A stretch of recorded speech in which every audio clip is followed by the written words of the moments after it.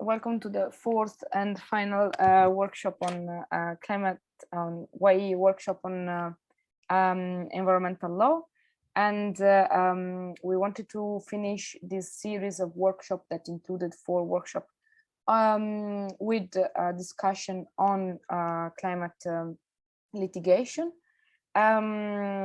This series of workshops, I remind briefly, they're part of a project that is called the Legal Seeds within Youth and Environment Europe, and aim at building capacity and raising awareness among young people on environmental law and environmental law tools, with an eye on public participation and climate litigation.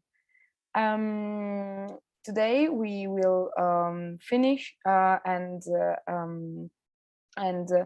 Agnes will mainly will discuss about the trends of climate litigation and how to actually be more aware of the current trends.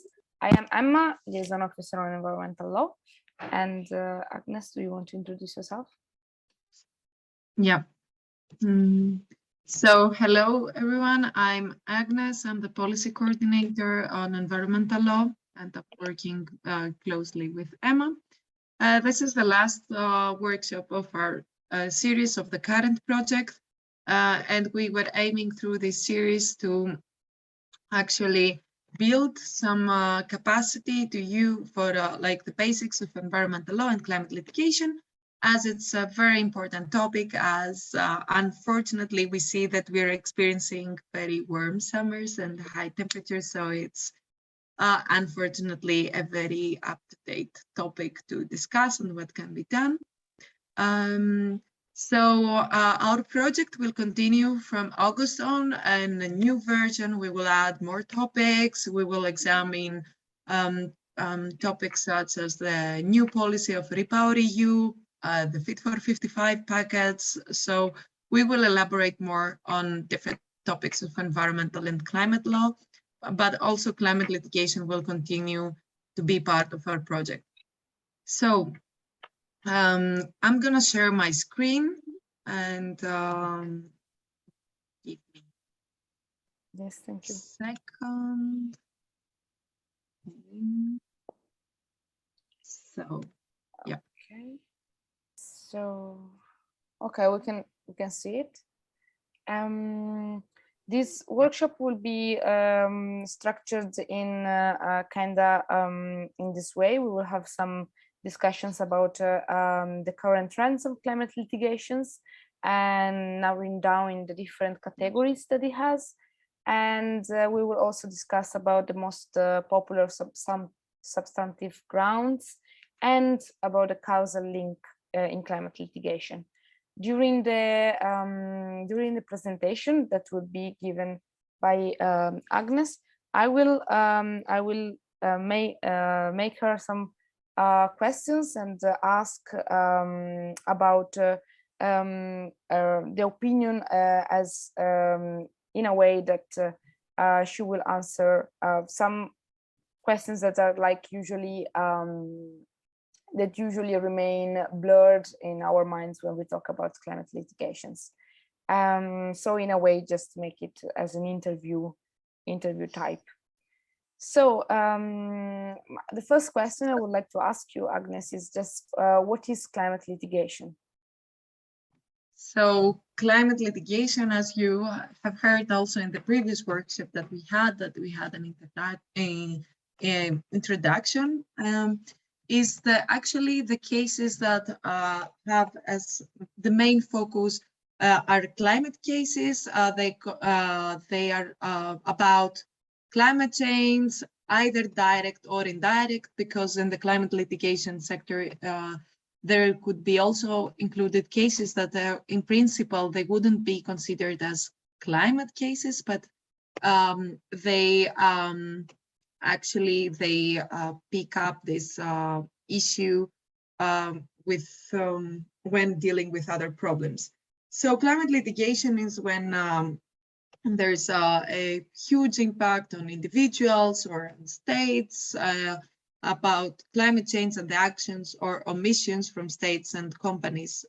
So one very important sector of climate litigation that it's the most, the sector that concerns us the most is the strategic litigation, which actually can be defined as the cases where the motivation behind brings the case to go beyond the specific problem, but aims to bring a societal transformation. So this is actually targeting states or corporations to hold them accountable for climate change and force them to comply with their climate obligations. Strategic litigation is very important as a sector because it actually, even though it might not be even successful, it can bring a huge change on the policy that the states or the companies are holding, and it can be used also as a precedent from courts, and it builds a very strong foundation for next cases. And this is the huge trend that we can see now with climate litigation, that it's a wave that it starts and then it grows. So it actually targets to bring this societal shift that we are searching for. So who is doing climate litigation and how is this done? It can be done either from NGOs or individuals, and it can be targeted against states or corporations. Usually what is done the most is against states, which is, I would say personally, easier target because they are bound from international obligations regarding climate rather than the corporations. This is not so often, but we have seen cases and very successful cases against corporations that we will examine later. So, as in the previous workshop, we have spoken about climate litigation against public actors. Now we will focus a bit more on private actors. And here we can see that against private actors, the aim is to hold companies accountable for their actions and their omissions and to raise public awareness about the responsibility of these emitters. Currently, there are at least 33 ongoing climate cases against the largest fossil fuel companies, the so-called carbon mayors. So in case you see somewhere carbon mayors, it is referring to the biggest fossil fuel companies, and there are a lot of movements that are targeting these companies because they are polluting and they are escaping actually from being accountable for their emissions. The most, we would say, the most famous case against private actors that has brought also a change on the scenery on private climate litigation is the Shell case. It's also based in the Netherlands. And through this case, what happened is that several environmental NGOs claimed that Shell's business operations are unlawful and that the company should reduce its emissions in accordance with the goals of the Paris Agreement. What is very interesting in this case is that Paris Agreement it's about, it bounds only states, and here it was used against companies, against private actors. So this is very interesting aspect of how international obligations can be dragged to private actors. The court didn't find that Shell is acting unlawfully, but it ruled that the company has an obligation of result to reduce its own emissions and a significant best efforts obligation to reduce emissions along its entire value chain, including those of its suppliers and consumers. This was also a very innovative point of view in this ruling, because there wasn't any case before that it would hold accountable a company about its emissions and its entire value chain, starting from suppliers, till end consumers. So commentators observe the importance of the court's reliance on the unwritten duty of care under Dutch tort law and the use of non-binding goals, the Paris Agreement that also covers the Dutch state and not the shell case, not the shell company. Also, and also other non-binding instruments as the UN Guiding Principles on Business and Human Rights and the OECD's guidelines for multinational enterprises. So what's important in this case is, and why it's worth mentioning and examining, is that it was one of the most successful cases, maybe the most successful, and it was ruled from the same court as the Urgenda case that we examined in the previous workshop. And it has held accountable a company for its emissions based on, of course, domestic law plays a huge and important role in all these cases. We will see that also later on. And it framed the unwritten duty of care that it is provisioned in the Dutch law through the non-binding goals of the Paris Agreement. And it framed that this duty of care, even though it's about Dutch state, it also covers the private entities that are operating inside the Dutch state. So this was very innovative, and it really created a milestone of climate litigation on private actors. So the current trends of climate litigation are evolving. It's here, and I'm gonna share with you later on a very nice document that you can have, which is actually a snapshot of the current trends of climate litigation with further explanations of what is going on and what are the developments. It's here. So the overwhelming majority of the cases is identified from the global north, but now we can see also cases from the global south to continue to grow, which is very important, as we can see that the global south suffers the most from the climate change consequences. And most cases, as I said in the beginning, are brought against governments and typically by companies, NGOs, and individuals, but usually it's NGOs and other plaintiffs that are supporting these lawsuits.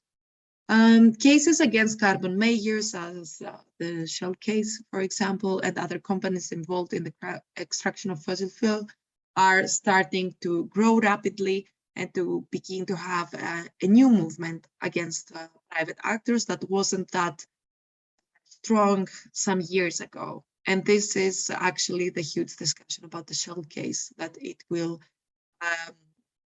create a new wave of private climate litigation. The number of cases filed with strategic ambition also has continued to rise. So we see here that it's not only about a random climate case that it's brought with the court, but actually they are very cherry-picked in order to bring the change that environmentalists are searching for. So another current trend of the climate litigation is that domestic accountability for climate targets, it's used as an instrument to enforce or enhance climate commitments made by governments. So we can see that actually NGOs have found a way to enforce governments and to hold them accountable for the commitments they make. So here we can see that from now on, all the promises made in international conferences have impact and consequences as the governments can be held accountable through climate litigation. And also it plays an important role in the movement towards the phase out of fossil fuels that we're experiencing right now. Cases integrate arguments about governmental support for fossil fuel use, whether through policies, permits, or subsidies, with arguments about human and constitutional rights. So here what we see is that there are a lot of instruments still that are used by governments, for example, the Energy Charter Treaty, that they actually promote the continuity of fossil fuels, and climate litigation is used against this wave of continuing the fossil fuels industry. The prediction is that the decision of the Shell case would result in more rights-based strategic cases brought against companies, as I said before, because it was a groundbreaking case, and it actually, as we're going to see later on, it connected human rights with climate change, which was very groundbreaking for the next steps of climate litigation. Also, another current trend is the private and public financial institutions on the spot to clarify the legal obligation of both public and private financial institutions for their portfolio emissions.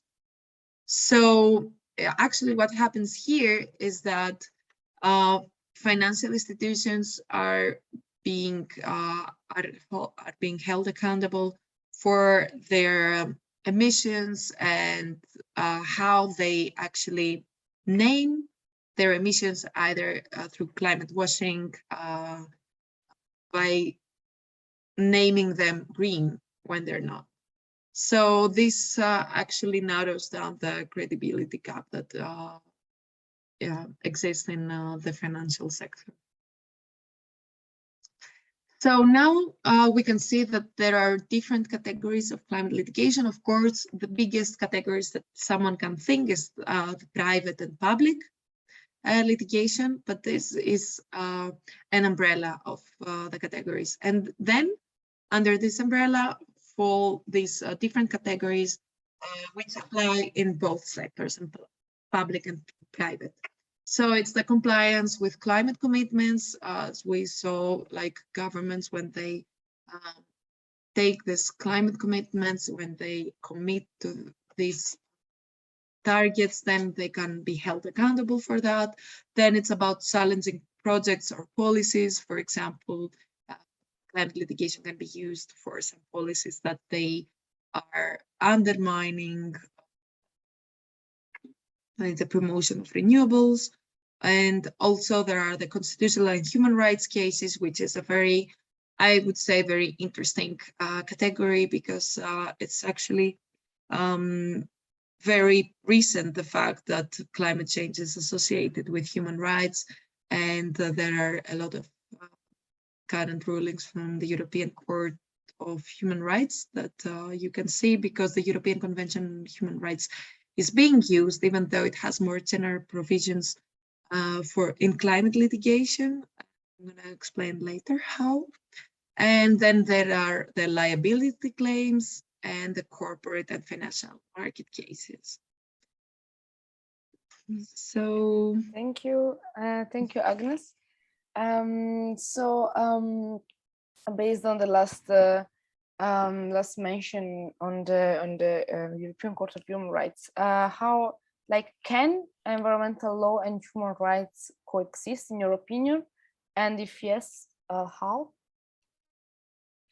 Well, according to what I said before, and what I'm gonna explain later on, is that we can see that even though human rights is a very broad context and it hasn't been that much associated with general provisions of with environmental law itself, like of course there have been, it has been associated, for example, with indigenous people's rights, but this is something different. Now with the current climate litigation trends, we can see that general provisions as the Article 2 or the Article 8 of the European Convention on Human Rights is being associated with environmental law. And when I say Article 2 and Article 8, I mean the right to life, the right to private life, to family, and all these things, all these rights are associated with environmental law, because there is a new concept of the right to a healthy environment, which is very associated with the right to life in general, because we can't enjoy this right to life if we don't live in a healthy environment. And this somehow builds on the actually interconnection from the environmental law and human rights. And here afterwards, we can see that the most popular substantive grounds in the climate litigation is the international obligations, as I mentioned before, for example, what comes after the Paris Agreement. And we will discuss afterwards also other conventions that have been used. And then it's the human rights obligations, so mainly the European Convention of Human Rights, but also in the human rights obligations, a lot of constitutional rights derive from there. And then the most important role, I would say, till now, I don't know how it's going to be in the future, is the domestic law, especially like in the two cases that we examined in the previous workshop, and now it's the tort law, which was used actually as a base to actually create the legal arguments and the ruling from the court in order to hold accountable the state and the company. So here is a small graph that you can see what happens in the substantive grounds in public climate litigation, private climate litigation, and what is the influence. This has been extracted from mainly the two cases that we have referred, the Urgenda case and Shell case.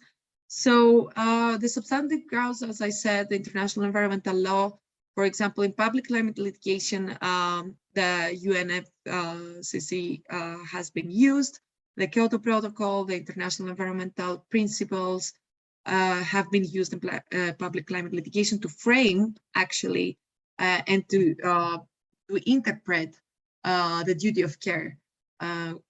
These are legally binding only for states. That's why they are used in public climate litigation, because states are subjects of international law. What is very important to distinguish here is that subject of international law in broad spectrum is only states. So it's very difficult to use this international environmental law, this category of substantive grounds and private climate litigation. On the other hand, the private climate litigation, we have seen the Paris Agreement, but also the OECD guidelines. And even though, as I mentioned, corporations are not bound by international agreements, they are affected indirectly from this, as they are based on this in the states that states have adopted these guidelines or agreements. What is the influence that has this from public climate litigation to private climate litigation? It's that they are used as accountability tools, even private actors. This creates a question of legal uncertainty that it's trying to be solved right now, because companies, even though they're not signing into these agreements, they are bound indirectly because of the states. So this is a huge discussion, and this also can create, it's a weakness in the arguments used there. So the second one is the human rights law. As I said, is the Article 2 and 8 of the European Convention of Human Rights that has been used extensively in both cases, but in the private climate litigation, mainly the Shell case, they will also use the UN guiding principles for business and human rights. The role of this, especially of human rights, is that positive obligations of states towards its citizens. It portrays actually the obligations that the state has towards its citizens, and it portrays the unwritten standard of care. The link to the general positive, it's the link to the positive obligations that the state has towards its citizens, because each state has the duty to protect its citizens. Now in the companies sector, we would say that human rights law is used to determine the notion of the duty of care. And it creates an effort to establish actually accountability from companies to individuals. So we can see that a company, wherever it states it establishes its headquarters, it actually takes on more responsibility according to the state that is based, and it has the same duty of care towards the individuals. So as I mentioned before, domestic law, even though it's the last one that I'm referring as a substantive ground, in the end, it's the most important, as it's the safe road to sue a government and also to sue a company in order to use it, because it's no one can deny that they are bound by domestic law, either in public or private climate litigation. But what is very important to actually notice here, that it's the very strong need of proven causation. About causation, we will talk in the end. And there is no major influence from one sector to another, because this is a common ground for both categories. So here we can see another graph of how grounds are used against governments, and this is from 2015, so it's not that up to date, but here you can see what is the most common, like constitutional or administrative law, as I said, the domestic law, then it's human rights, because the European Convention on Human Rights is legally binding, and then it's the international applications and other environmental applications, which is more vague, and the concept of actually enforcement is way more loose. Okay, thanks. Thanks again. It was very clear, but like one question that we usually hear or like ask ourselves, and we don't really find a clear answer when talking about climate litigation, because it's quite blurred. What do you think is the role of science in climate litigation? What is your opinion about this? Well, regarding the role of science in climate litigation, is very important. Even though someone would say, what is like, how is science associated with such legal matters? As climate change is a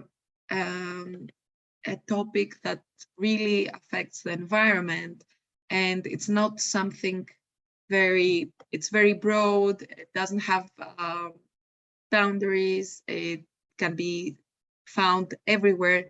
So it's very important to prove the actual impact of climate change, because we can speak about climate change in general, and it's a common ground that we all accept, but in climate litigation and in law, everything must be, you must be able to prove it. So this is the role of science, and we can see from the current trends that science has been used more and more the last years as legal documents, I would say, which is not exactly the accurate definition, but it has been used as evidence in order to materialize the arguments and how it's actually linked climate change with the harm that individuals have been experiencing.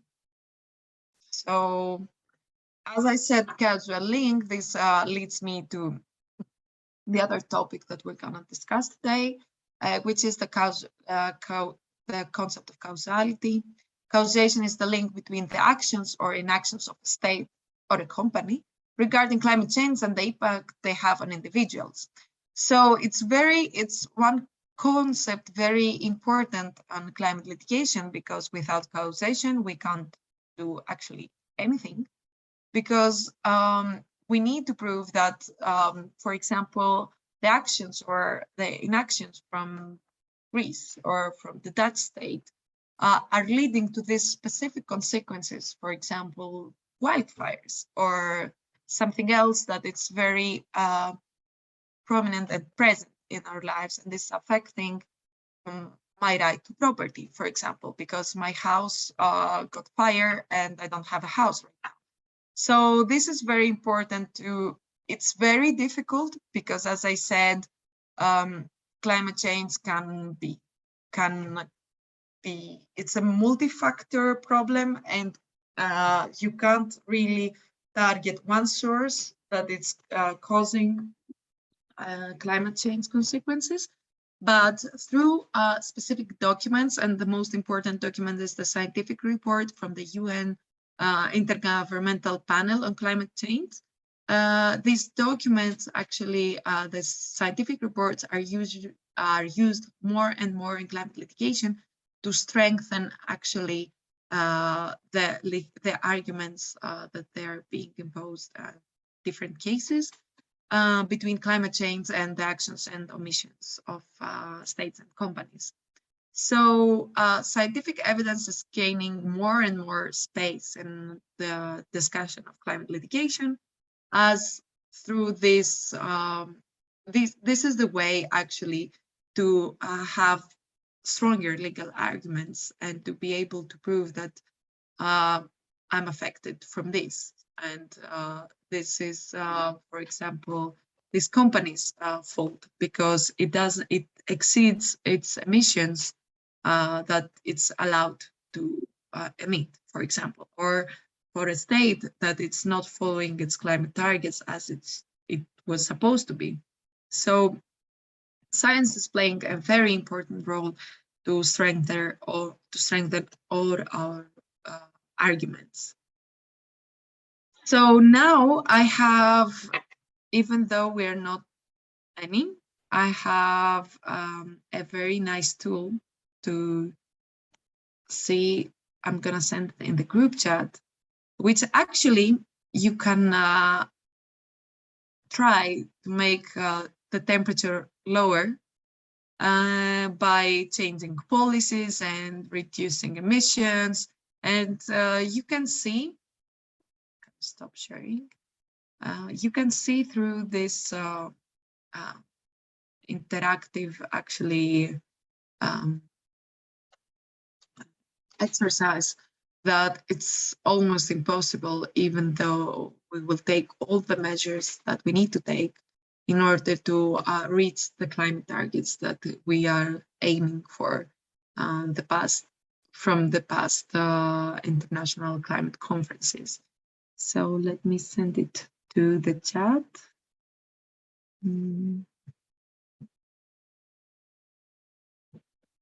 Which I can't see right now. Chat.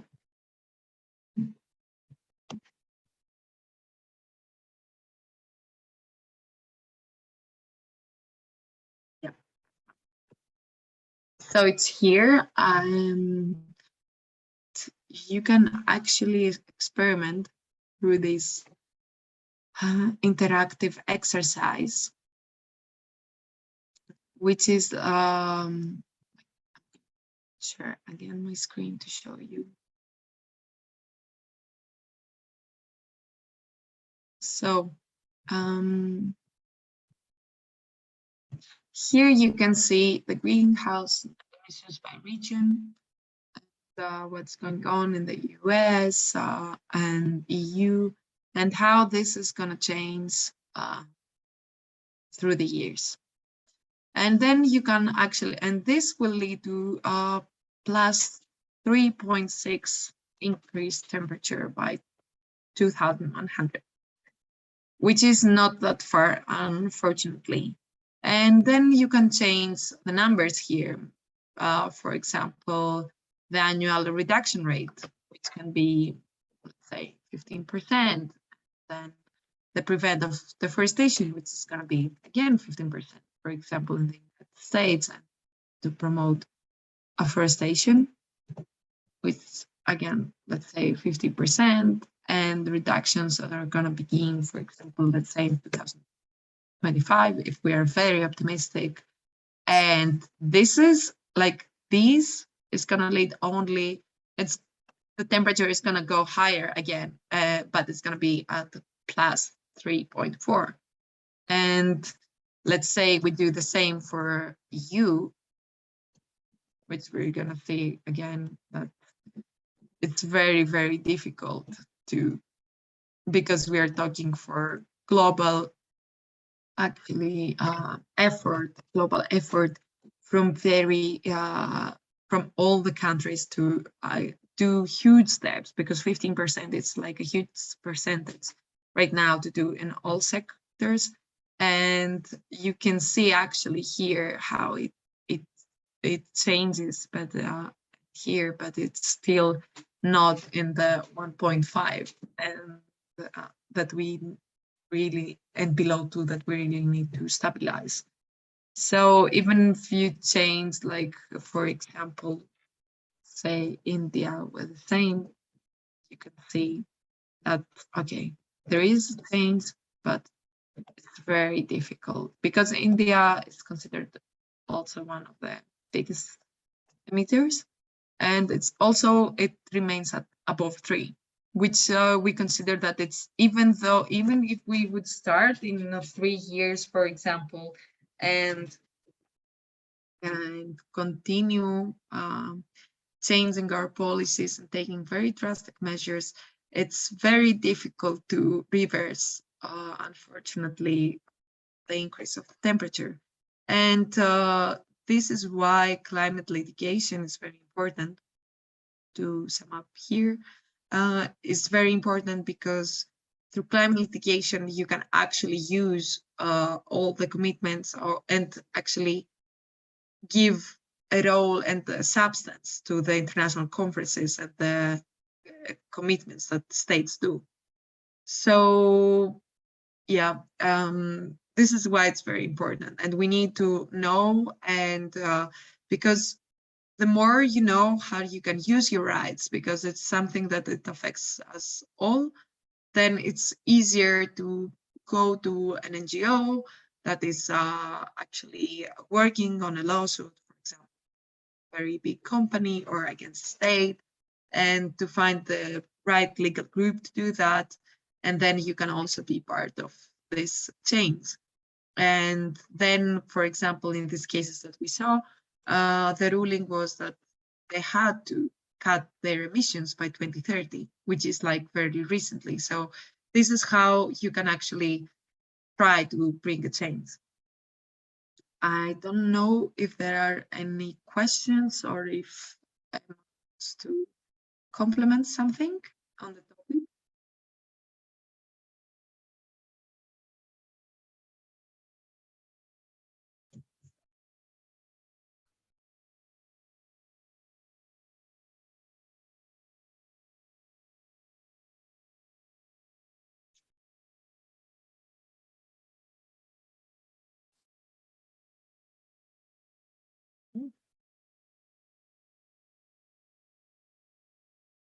I don't see any question. I just want to remind that, yes, as Agnes said, like, climate litigation is a very crucial topic for the next years, or we hope to make it more crucial. So for next year, starting from September, we will go in deep into more detailed fields of climate litigation. And so we will also host some activities and workshops to actually inform about climate litigation more in detail. So from September, you will hear more about this, definitely. Okay, so if there aren't any questions from the participants, I think we can close here our last workshop.